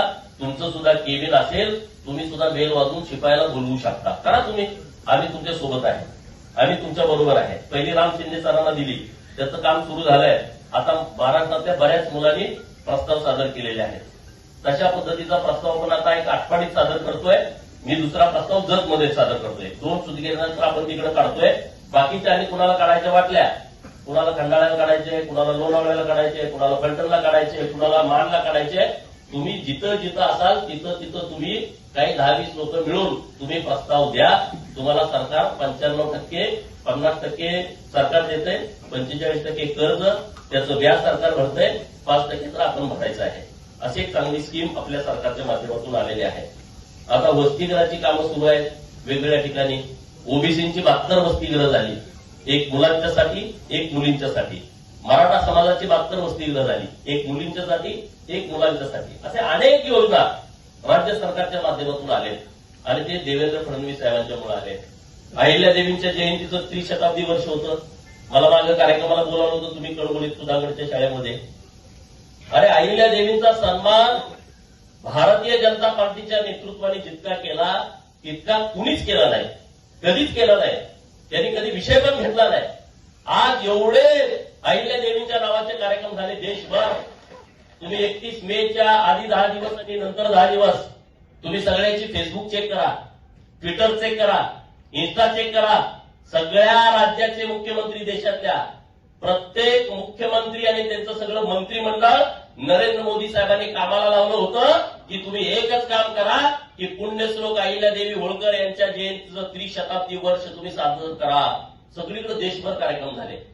मोठमोठ्या कॉलेजला नावं दिली अहिल्यादेवींची. इतकं मोठं काम देवाभाऊनी काय केलं अहिल्यादेवींच्यासाठी. सोलापूरच्या विद्यापीठाला पुण्यश्लोक अहिल्यादेवींचं नाव दिलं. एवढं सोपं काम नव्हतं. आपल्याला त्याचा सन्मान नाही, स्वाभिमान नाही. लाचारासारखा आपण वागतो. एका विद्यापीठाला नाव दिलं. मराठवाडा विद्यापीठाचं नाव देताना काय झालं होतं बघा. इतिहास काढून बघा. तुम्हाला आता सर्च करता येईल गुगलवरती. किती लोक मेली त्यामध्ये, किती आंदोलनं झाली, किती महिलांच्या वरती अत्याचार झाला, किती दलित वस्त्या जाळल्या गेल्या. तेव्हा कुठं मराठवाडा विद्यापीठाला डॉक्टर बाबासाहेबांचं नाव दिलं आहे. सोलापूर विद्यापीठ 2004ला झालं आणि तिथून लोक म्हणायची की अहिल्यादेवींचं नाव द्या, अहिल्यादेवींचं नाव द्या. कुणी नाव दिलं नाही. राज्याचे मुख्यमंत्री देवाभाऊनी 2019च्या मार्च महिन्यामध्ये पुण्यश्लोक अहिल्यादेवी होळकर सोलापूर विद्यापीठ हे सोलापूर विद्यापीठाला नाव दिलं. मित्रांनो, इतकं मोठं काम त्यांनी केलं आहे. आज सोलापूर विद्यापीठाच्या प्रांगणात त्या अहिल्यादेवींचा पूर्णाकृती पुतळा बसवलाय. आता मी मुख्यमंत्री महोदयांच्याकडे वेळ मागतोय उद्घाटनाला, लोकार्पणाला. अहमदनगरचं नाव बदलून अहिल्यानगर करणं साधी गोष्ट आहे का सांगा. जे राज्याचा सगळ्यात मोठा जिल्हा आहे, सगळ्यात जास्त प्रस्थापित या जिल्ह्यामध्ये आहेत, सगळ्यात जास्त कारखाने त्या जिल्ह्यामध्ये आहेत. अशा जिल्ह्याचं नाव बदलून 1 वर्षाच्या आतमध्ये अहिल्यानगर हे सरकारनं आपल्या केलंय. त्यामध्ये देवेंद्र फडणवीस साहेबांचा सिंहाचा वाटा आहे. मित्रांनो, मानपूरला अहिल्या भवनचं काम सुरू आहे. 42 कोटी रुपये दिले सरकारनं. 22 वेगवेगळी खाती त्या कार्यालयातनं चालणार आहे. त्या पूर्ण इमारतीला, प्रशासकीय भवनला अहिल्या भवनचं नाव दिलं आणि 44 कोटी रुपये, मी चुकून 32 बोललो, 44 कोटी रुपयाचा निधी दिलाय. 44 कोटी रुपयाचा. अहिल्यानगरला नवीन एक मेडिकल कॉलेज मंजूर केलं सरकारनं अहिल्यानगर आता. आणि त्या मेडिकल कॉलेजला पुण्यश्लोक अहिल्यादेवी होळकर शासकीय वैद्यकीय महाविद्यालय अहिल्यानगर नाव घोषित करून टाकलं अगोदरच. 2000 कोटी रुपयाचं ते कॉलेज आता उभा राहत आहे. तिथंच एक आयटीआय कॉलेज केलंय, त्याला पण अहिल्यादेवींचं नाव दिलंय. बारामतीच्या मेडिकल कॉलेजला अहिल्यादेवींचं नाव देणं हा तर महाराष्ट्रातला क्रांतिकारी निर्णय आहे की शासकीय वैद्यकीय महाविद्यालयाला पुण्यश्लोक अहिल्यादेवी होळकरांचं नाव दिलं आणि एका तासाच्या आतमध्ये निर्णय केला आणि चौंडीतून आम्हाला बाहेर पडेपर्यंत हातामध्ये आपल्या ऑर्डर आली. की बारामतीच्या शासकीय वैद्यकीय महाविद्यालयाला पुण्यश्लोक अहिल्यादेवी होळकर शासकीय वैद्यकीय महाविद्यालय नाव पण देऊन टाकलं. महाराष्ट्रामध्ये जेवढी मंदिरं आहेत मोठी तीर्थक्षेत्र 400 मंदिरांना 5-5 कोटी रुपये आणि तो कार्यक्रम पुण्यश्लोक अहिल्यादेवी होळकर यांच्या नावानं तीर्थक्षेत्र विकास आराखडा सरकारनं गेल्या वर्षी मंजूर केला आणि महाराष्ट्रातल्या 400 मंदिरांना 5-5 कोटी रुपये दिले, जे 2000 कोटी रुपये एका वेळेस सरकारनं दिले. एका वेळेस इतकं मोठं काम सरकारनं केलंय. हे आपल्याला माहित असलं पाहिजे. लोकार्पण तयार केला होता अहिल्यादेवीचा त्रिशताब्दीचा. सगळ्या सरकारी लेटर हेडवरती माननीय मुख्यमंत्री महोदयांचं पत्र बघा, अहिल्यादेवींचा फोटो आहे. सगळ्या मंत्र्यांचं पत्र बघा, अहिल्यादेवींचा फोटो आहे. मंत्रालयाच्या मुख्य सचिवापासून सगळ्या सचिवापर्यंत, उपसचिवापासून सगळ्या कक्ष प्रमुखापर्यंत सगळ्याच्या लेटर हेडवरती बघा, अहिल्यादेवींचा फोटो आहे. जिल्हाधिकारी, सगळे कलेक्टर, सगळे एसपी, सगळे आयुक्त, सगळे बीडीओ, सगळे तहसीलदार, सगळे प्रांत, महाराष्ट्रातल्या सगळ्या ठिकाणी माननीय देवाभाऊने आदेश दिला की पुण्यश्लोक अहिल्यादेवी होळकरांचा त्रिशताब्दीचा लोगो हा महाराष्ट्रातल्या सगळ्या सरकारी लेटर हेडवरती असला पाहिजे. कुठलंच पत्र अहिल्यादेवींच्या फोटोशिवाय या वर्षाचं निघत नाही. आपल्याला अभिमान नाही या गोष्टीचा. लाचार फिरतो. अहिल्यादेवी काय धनगरा विषय नाही. नरेंद्र मोदी साहेबांचं भाषण आहे का अहिल्यादेवीवरचं? अमितभाई शहा यांचं भाषण आहे का अहिल्यादेवींच्यावरचं? उत्तर प्रदेशचे फायर ब्रँड मुख्यमंत्री योगी आदित्यनाथ यांचं भाषण आहे का अहिल्यादेवींच्यावरचं? छत्रपती शिवाजी महाराजांचा विचार पुढे घेऊन जाणाऱ्या त्या पुण्यश्लोक अहिल्यादेवी होळकर आहेत आणि म्हणून त्यांच्यावरती इतक्या मोठ्या प्रमाणामध्ये काम होणं गरजेचं होतं, लिखाण होणं गरजेचं होतं. ते झालं नाही. महात्मा ज्योतिराव फुलेंचं भेडेवाड्यातलं स्मारक किती वर्षाचा पेंडिंग विषय होता. सावित्रीबाई फुलेंची जन्मभूमी जे शिरवळ जवळ आहे नायगाव, तिथल्या स्मारकाचा विषय अनेक वर्षाचा पेंडिंग होता. नरवीरराजे उमाजी नाईक यांचं स्मारक होणं, त्याला जागाच नव्हती. मुख्यमंत्री महोदयांनी 5 एकर जागा मागच्या सप्टेंबर महिन्यामध्ये दिली आणि जवळपास 52 कोटी रुपयाचा निधी हा नरवीरराजे उमाजी नाईक यांच्या स्मारकासाठी राज्य सरकारनं मंजूर करून घेतलाय. एक ना अनेक विषय, उपेक्षित समाजाचे, बाबुरगडचा आपला बहिर्जीराजांचा स्मारकाचा विषय आहे, असे अनेक विषय सरकारनं हातात घेतलेले आहेत. आणि म्हणून असा नेता आपल्याला लाभलाय. त्यामुळे गोपीचंद पडळकर काम करू शकतो. तुमची मला साथ आहे, तुमचा आशीर्वाद आहे, तुमचा पाठिंबा आहे. परंतु वरून सुद्धा ताकद असणं गरजेचे असते. ती देवेंद्र फडणवीस साहेबांची ताकद या गोपीचंद पडळकर सारख्या एका फाटक्या माणसासोबत आहे आणि त्यामुळे कुठंच काय आपला अडचण येत नाही. आडवी लोक खूप येतात, मात्र काय बऱ्याच लोकांना बरं वाटत नाही. पण ज्यांना बरं वाटत नाही त्यांचं मी काहीच केलं नाही, कुणाचं काही बिघडवलं नाही. आम्ही एखाद्याचं चांगलं करता आलं नसेल, कुणाचं वाईट करण्याचा प्रयत्न केला नाही. परंतु मी वर्षभर बघतोय आमच्या बाबतीच्या निंदा नाराजगी चालू आहे. ठिकाणी खालच्या लेवलला जाऊन चालू आहे. मी आपल्या लोकांवरती बोलताना विचार करतो, मी बोलतच नाही. समोरचा कोण असताना आतापर्यंत फाडून टाकला असता. तुम्हाला माझा स्वभाव माहित आहे. कुठले भले भले प्रस्तावित माझ्याकडे तिरकं पण बघू शकत नाही. समोर आले तर लांब जाते. त्या 10,000 कोटीचे असतील. नाही कुठले पण, मी त्या विषयाकडे बघत पण नाही. परंतु लोकांना दिशाभूल करणं, लोकांची फसवणूक करणं, माझ्याकडे लय कागदपत्र आली पण बंडू शेट्टी मी दाखवली पण. मी म्हणलं डीएसके करायला मला वेळ लागणार नाही, तर मी त्या भानगडीत पडत नाही. तुम्हाला उसं पाहायचं पण करायचं नाही. अनेक पैसेवाल्यांचा मी मात गिरवलाय. लय पैसेवाले मी बघितलेत. कारखानदार आणि हे बँकावाले तर किती पैसेवाले तुम्हाला माहित आहे. तिथे कुणाचे गरीबाचे ही देतो ते देतो म्हणून गोळा केलेले पैसे नाहीत. पैसेवाल्यांचा मात गिरवण्याचा माझा पहिल्यापासूनचा छंद आहे. मला नादच तो आहे.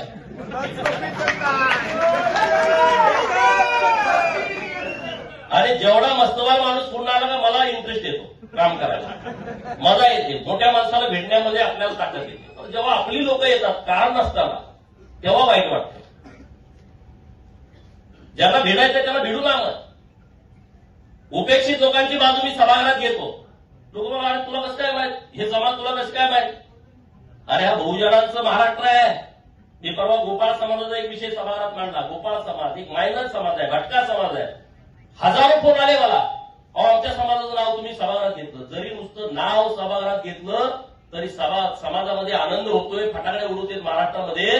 म्हणजे किती विषमता आहे महाराष्ट्रात बघा, की माझ्या समाजाचं कुठल्या तरी एका आमदारानं विधानसभेमध्ये नाव घेतलं तरी सुद्धा आम्हाला आनंद होतोय, असे म्हणणारे हजारो समाज आपल्या महाराष्ट्रात आहेत. 1, 2, 3, 4, 5 म्हणत नाही मी, असे हजारो समाज इथं आहेत महाराष्ट्रामध्ये.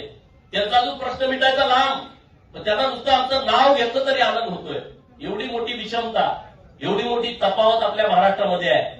त्यामुळे आपली जबाबदारी आहे, आपण आपल्या बरोबर आपल्या सर्व बहुजनांच्या विषयावरती लक्ष दिलं पाहिजे, त्यांच्या प्रश्नाला वाचा फोडली पाहिजे. मी आज तुमच्याशी बोलत असताना अशी करोडो लोक महाराष्ट्रात आहेत की ज्यांना स्वतःचं घर नाही, जे पालामध्ये राहत आहेत, जे भटकंती करतायत. जसा आपला समाज भटकंती करतोय असे शेकडो समाज भटकंती करतायत. त्यांचं रेशन कार्डला नाव नाही, त्यांचं मतदार यादीत नाव नाही, त्यांच्या आधार कार्ड नाही, त्यांची पोरं शाळेत जात नाही, त्यांच्या जन्माचा दाखला नाही, जन्माचा दाखला नाही म्हणून जातीचा दाखला मिळत नाही, जातीचा दाखला मिळत नाही म्हणून शाळा शिकले तरी नोकरी मिळत नाही. असे असंख्य प्रश्न लोकांचे आहेत.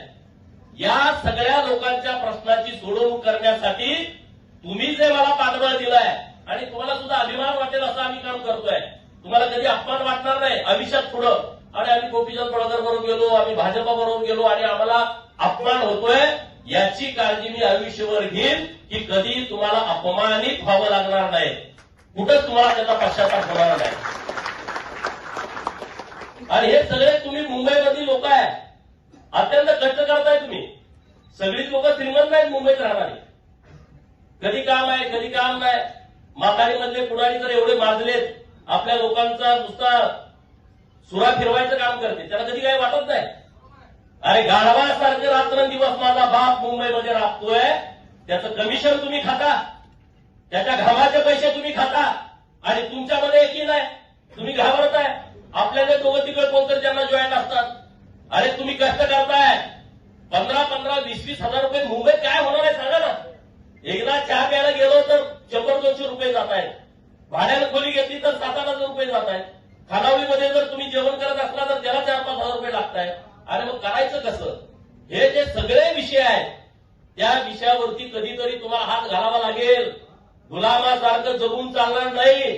कधीतरी तुम्हाला सुद्धा उठाव करावा लागेल, कधीतरी तुम्हाला सुद्धा क्रांती करावी लागेल. आणि ज्या दिवशी तुम्हाला वाटेल माथाडी कामगारांना की क्रांती करण्याची आवश्यकता आहे, त्या दिवशी गोपीचंद पडळकर आणि सदाभाऊ खोत तुमच्या सोबत खांद्याला खांदा लावून उभा असेल.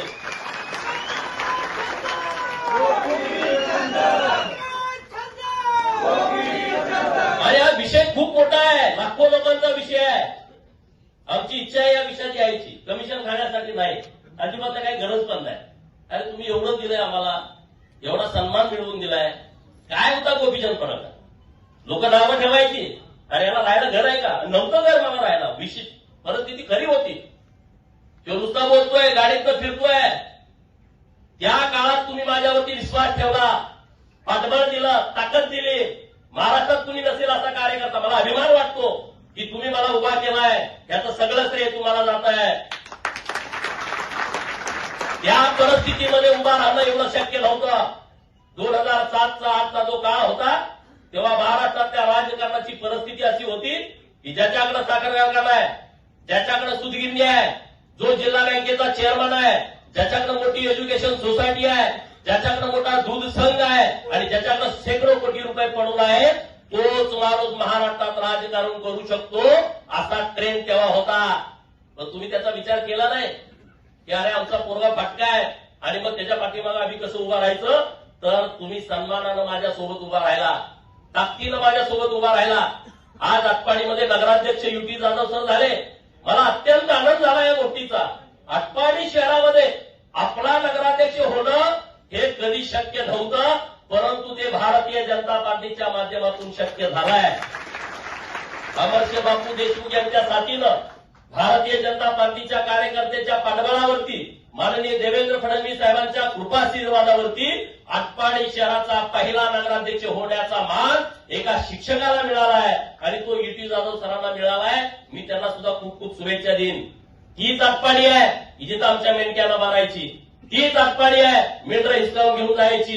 तीच आटपाडी आहे की एके दिवशी 11 मेंढरं गाडीत घालून एक पोरगा गेला होता आणि त्याला कुणीतरी सांगितलं की गोपीचंद पळकर नावाचं पोरगा आहे, त्याला जाऊन भेट. आणि तो माणूस माझ्याकडे आला. मी त्या दिवशी 20 फेब्रुवारी दिवस होता, महात्मा फुले यांच्या मला जयंतीचा कार्यक्रम होता आणि कटगुणला जायची आम्ही तयारी करत होतो. शनिवारचा बाजार होता. त्याला कुणीतरी सांगितलं मेंढक्याला की तिथं गोपीचंद पळकर नावाचं पोरगा, त्याला जाऊन भेटा. आणि मी तिथं होतो. त्याच्या गळ्याला असे ओरखडे उठले होते, गळ्यातले त्याचे काय बदाम पण तोडून काढलं होतं. आणि 11 मेंढ्या आणि एक बकरा ते घेऊन गेले होते. कशासाठी घेऊन गेले होते? 1000 रुपयासाठी. कशासाठी?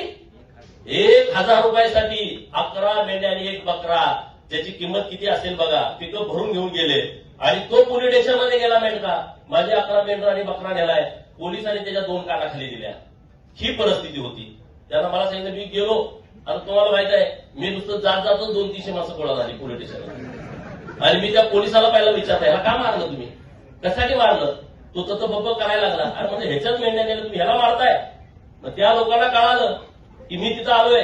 ते लागले फोन करायला सांगायला इकडून तिकडून पोलिसांना फोन, ती पुजारवाडीत येऊन मेंढ्या घेऊन जावा. एवढं पुजारवाडीत नाही, मेंढ्या इथं आणून सोडायच्या, यांच्या ताब्यात द्यायच्या, तर इथनं मी जाईल. 10व्या मिनिटात मेंढ्या ताब्यात दिल्या. ते मेंढके मला आले, अभिनंदन वगैरे काय नाही म्हणलं. संध्याकाळी त्याला गुरासारखा मारायचा आणि मग मला फोन करायचा. मेंढके एवढे बहादर निघाले. सांगोला तालुक्यातले होते सोनलवाडीचे. सोनलवाडीचे तिथं फॉरेस्ट आहे आणि त्या फॉरेस्टमध्ये ते जाऊन बसले दबा धरून. जोपर्यंत तो गडी त्याला दिसत नाही तोपर्यंत बसले आणि दिसला. 15 दिवस त्याचं तोंड सुजलं होतं, त्याला कुठेही काही जाता येत नव्हतं. हा आटपाडी आहे. म्हणजे मी माझ्या आटपाडीची टीका करू अशाचा भाग नाही, लोकांची वागत होती. आज त्या आटपाडीमध्ये नगराध्यक्ष युटी जाधव सर भेटलेत. एक चांगला माणूस आहे, निष्कलंक माणूस आहे, अभ्यासू माणूस आहे. शिक्षक बँकेचे 2 वेळा हे चेअरमन होते. ज्या शिक्षक बँकेकडे 500 कोटी रुपयाच्या ठेवी आहेत ती बँक त्यांनी 2 वर्ष चेअरमन म्हणून चालवली आहे आणि 2 वेळा त्या बँकेचे डायरेक्टर होते.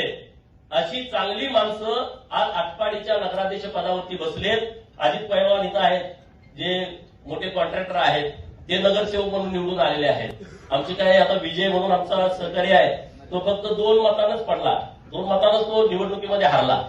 जतचं जर बघितलं तुम्ही, जतचे आमचे नगराध्यक्ष पण निवडून आले आणि 12 नगरसेवक तिथल्या लोकांनी निवडून दिलेले आहेत. ह्या परीक्षा आहेत. उद्या जिल्हा परिषद आणि पंचायत समितीची निवडणूक येते. जर सांगली जिल्ह्यावरती भारतीय जनता पार्टीची सत्ता आणायची असेल तर त्याचं गणित जत, आटपाडी आणि कवठे मंकाळवरती अवलंबून आहे. आणि म्हणून तुम्हा सगळ्यांना माझी विनंती आहे, ही काय नुसती एका गटाची बैठक नाही, तुम्हाला निरोप द्यायचा आहे की जर जिल्ह्यावरती भाजपाचा झेंडा फडकवायचा असेल तर आटपाडीतल्या 4 जिल्हा परिषद, कवठे मंकाळमधल्या 4 आणि जतच्या 9च्या 9 जिल्हा परिषद निवडून आल्या तर भाजपचा झेंडा हा सांगली जिल्हा परिषदवरती फडकू शकतो. आणि ती आणण्याची क्षमता तुमची आहे, ती आणण्याची ताकद तुमची आहे. तर तुम्ही सगळेजण कामाला लागा. कुठलंही काम राहणार नाही. कोण नाराज असतील तर त्यांना माझी विनंती आहे, नाराज प्लीज होऊ नका. आता बंडू शेठपेक्षा तर तुम्ही नाराज नसाल असा माझा ठाम विश्वास आहे. बंडू शेठपेक्षा कोण टोकाचा विरोधक आहे तर सांगा, हात वर करा. तानाजी बाबा त्यांनी सगळ्यांना समजावून सांगितलं, सगळे परत आलेले आहेत. तर आमचं कधीच काही नव्हतं. बंडू शेठला विचारा, आमचं आणि त्यांचं कधीच काही नव्हतं. त्यांना काय वाटलं, काय गेले, मी त्यांना त्या दिवशी विचारलं नेमकं काय की ब्रह्माशेठवर बिल सगळे फाडायचे, ब्रह्माशेठ असं करतोय, ब्रह्माशेठ कसं करतोय. मग मी त्यांना म्हटलं ब्रह्माशेठ काय बोलले, अहो जाऊ दे म्हणजे तो विषयच नाही. हा ब्रह्माशेठ तुम्हाला फटकाळ बोलत असेल तर ते मनात घेऊ नका, मलाही बोलतो. तो काय विषय तुम्ही मनावर घेऊ नका. काय काय म्हणजे ब्रह्माशेठ असं बोलत तसं, मग ते बोलतोय, जाऊ दे, त्याचा विषय सोडून द्या. असं कुणाला काय बोलला असेल तुमच्या याच्या कुणाला बऱ्यापैकी, तुम्हाला सगळ्यांना माझी विनंती आहे की तो विषय डोक्यातून काढून टाका. तर तो तेवढ्या पुरताच विषय असतो, त्याच्याकडून देणार नाही बोललो काय बोलतो, त्याचा स्वभाव आहे. एखाद्याचा स्वभाव बदलू शकत नाही, परंतु तो वेळ देतोय. अगोदर वेळ देत नव्हता. माणूस कसं असतं, माणसाला काहीतरी स्वार्थ असल्याशिवाय वेळ देत नाही.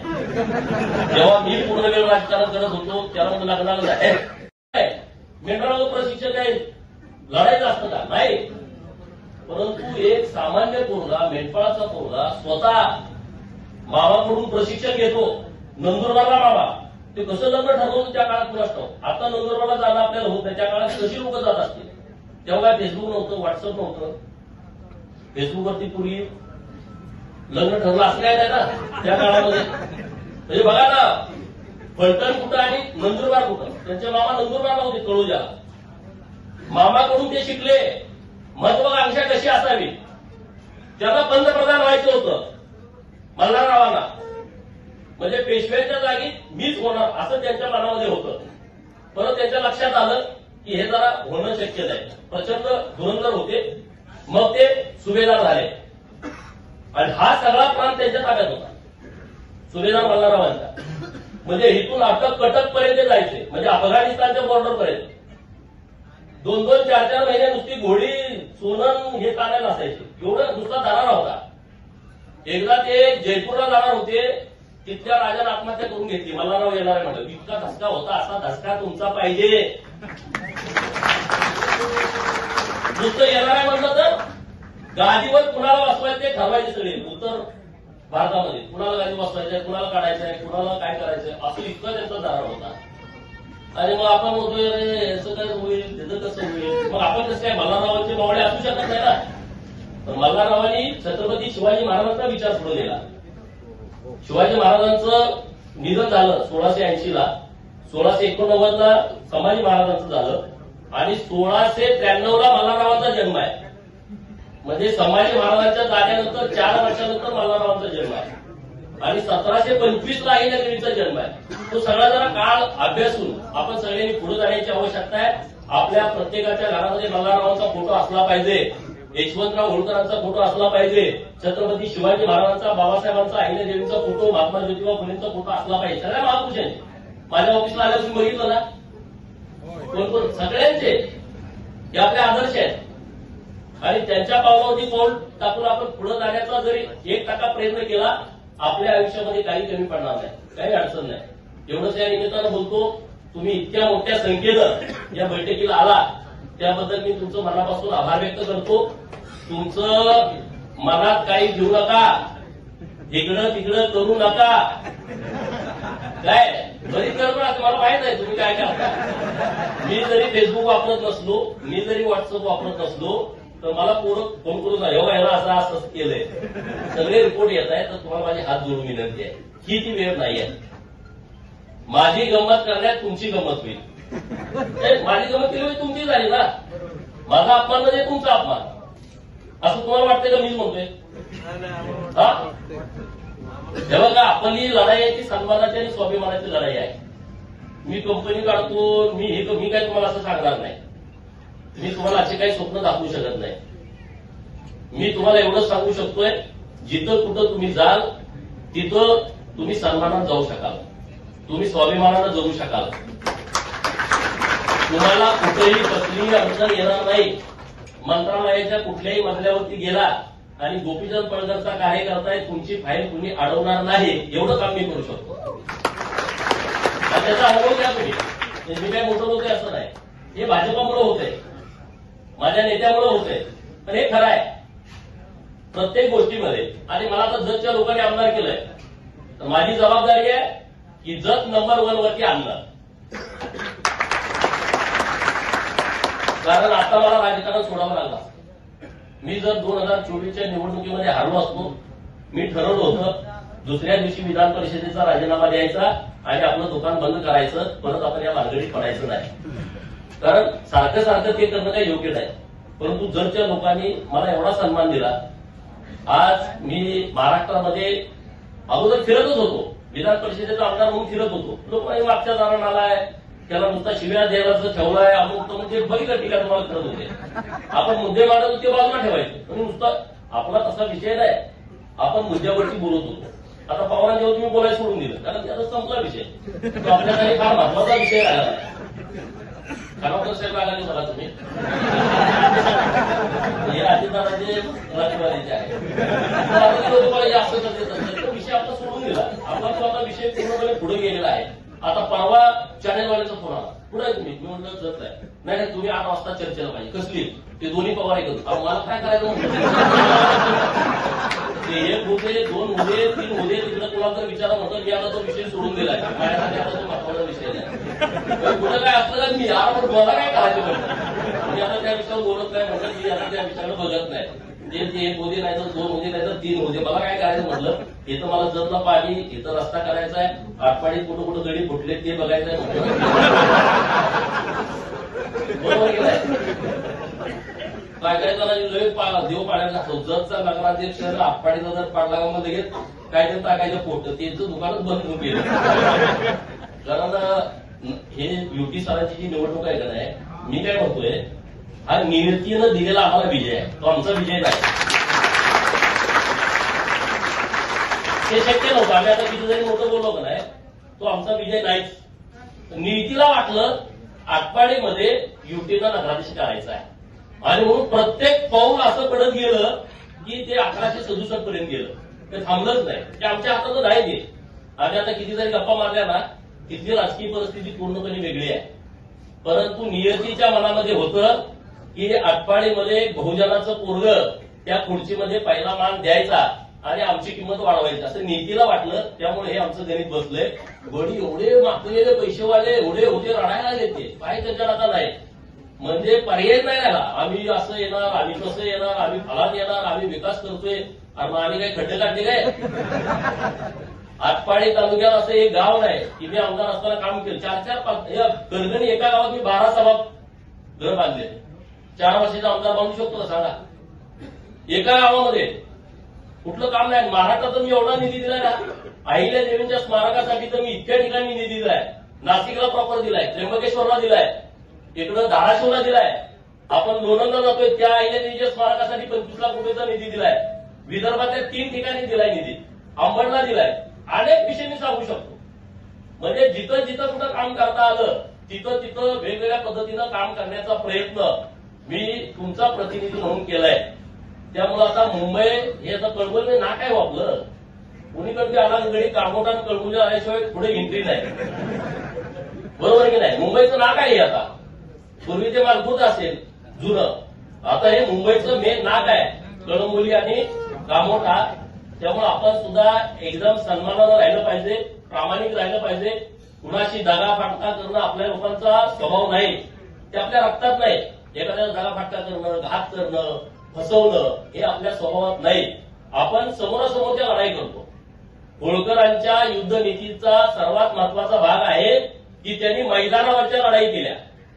ज्या प्रांतात त्यांच्या ताब्यात होता तो मैदानी प्रांत लपायचं नाही धरायचं नाही डोंगर नाही काय नाही एकदम समोरासमोर भिडायचं. त्यामुळे आपलाही स्वभाव तसाच आहे. त्यामुळे आपण कुणाचा घात करायचा नाही. आपला विश्वासघात जर कुणी केला तर त्याच्या काळाला एक सुद्धा केस ठेवायचा नाही ही आपली भूमिका पाहिजे. बाळूमामा बघतोय कोण बोलणं नाही.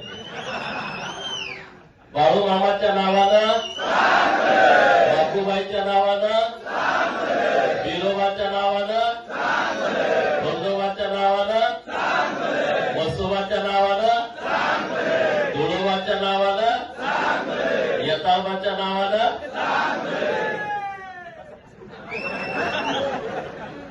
चांगलं भलं म्हणजे सगळ्यांचं चांगलं कर सगळ्यांचं भलं कर. बहुजनाची भूमिका अशी असते माझं एकट्याचं नाही सगळ्यांचं चांगलं कर म्हणजे चांगलं भलं.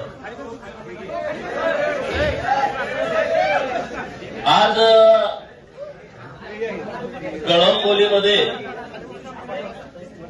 बऱ्याच दिवसांना असा आपला कार्यक्रम होतोय. या कार्यक्रमासाठी उपस्थित माननीय ब्रह्मासेठ आपल्या आटपाडीचे प्रथम नागरिक माननीय युटी जाधव सर माननीय तानाजी मामा बंडू सेठ माननीय जयवंतराव आपल्या या विभागातून जे निवडणूक लढवणार आहेत ते माननीय मोनिकाताई माननीय सरस्वती देवीताई माननीय रवी शेठ माननीय विजय शेठ व्यासपीठावरती उपस्थित अक्षयराज माने माननीय आपले नगरसेवक जाधव साहेब अप्पा आहेत. आता बरीच मंडळी आहे नाराज होऊ नका नाव नाही घेतलं तर कारण बऱ्याच जणांना मी पर्सनली ओळखतोय नावानिशी ओळखतोय. जरा हॉल अपुरा पडला त्याबद्दल तुमची माफी मागतो. कारण आमच्या गाड्यांचा एमपीचा वगैरे अंदाज चुकला. अंदाज का चुकला? कारण कालवा लय झालाय. 5 स्टारला जेवण खाटणं मटण, त्यामुळे म्हटलं माणसं राहिलीत का नाही अंदाज नव्हता. तर त्या आता लोकांना कळलं की 5 स्टारचं मटण खाणारे लोक ही नाही आहेत, ही लोक गरीब लोक आहेत, झुणकानी भाकरी खातात आणि गोपीचंद पडळकरला साथ देतात. हे परत एकदा तुम्ही सिद्ध केलं. गोपीचंद पडळकर तुम्हाला 7 स्टारला जेवण देऊ शकत नाही, पण 7 स्टारचा सन्मान आणि स्वाभिमान मिळवून देऊ शकतो. आणि आज ज्या पद्धतीनं तुम्ही सगळेजण एकत्रित झालाय, राजकारण हे सन्मान मिळवून देणारं, स्वाभिमान जाग करणारं एक केंद्र आहे. डॉक्टर बाबासाहेब आंबेडकर साहेब म्हणाले होते की राजसत्ता नेहमी हिसकावून घ्यायची असते. राजसत्ता सहजासहजी कुणी देत नाही. लग्नात जो नवरदेवासाठी सिंहासन ठेवलेलं असतं त्याच्यावर आपल्याला बसू देते फोटो वगैरे काढायला, परंतु सत्तेच्या खुर्चीमध्ये कुणी सहजासहजी बसू देत नाही. एक तर ती हिसकावून घ्यावी लागते, नाहीतर सत्तेवर जो कोणा त्याला लाट घालून बाजूला करावा लागतो. त्याच्याशिवाय दुसरा कोणी पर्याय आपल्याजवळ असू शकत नाही. तुम्ही ती लोक आहात की ज्यांनी तुम्हाला 10,000 जरी पगार असला तर त्यातले 5,000 गोपीचंद पडळकरसाठी पडत्या काळात खर्च केलेले आहेत. तुम्ही ती लोक आहात की मुंबईमधून मला तुम्हाला एसट्या बसेस द्यायला माझ्याकडे पैसे नव्हते, ट्रॅव्हल्स करायला माझ्याकडे पैसे नव्हते, तेव्हा तुम्ही स्वतःच वर्गणी काढून ट्रॅव्हल्स भाड्याने ठरवून त्या ट्रॅव्हल्समध्ये लोकांना बसवून गावाकडे आणून मतदान करून तुम्ही परत आलाय. अशी तुम्ही सगळी मंडळी आहात. त्यामुळं ज्यांनी त्यांच्या पगारातलं 5,000 रुपये गोपीचंद पडळकरसाठी खर्च केले, ते कुणाच्या तरी 5,000साठी गोपीचंद पडळकरचा अपमान करणार नाहीत, इतकी क्षमता लोकांच्यामध्ये आहे, इतकी ताकद लोकांच्यामध्ये आहे. आणि आज सगळी परिस्थिती बदलली आहे. महाराष्ट्रामध्ये देवेंद्र फडणवीस नावाचा एक निष्कलंक चारित्र्य संपन्न मुख्यमंत्री महाराष्ट्राला लाभलाय, जो माणूस या महाराष्ट्राचं हित जोपासतोय, या महाराष्ट्रातल्या 18 पगड जातीला, बहुजनांना, गोरगरिबांना, उपेक्षितांना, वंचितांना न्याय देतोय, त्यांच्यासाठी योजना तयार करतोय.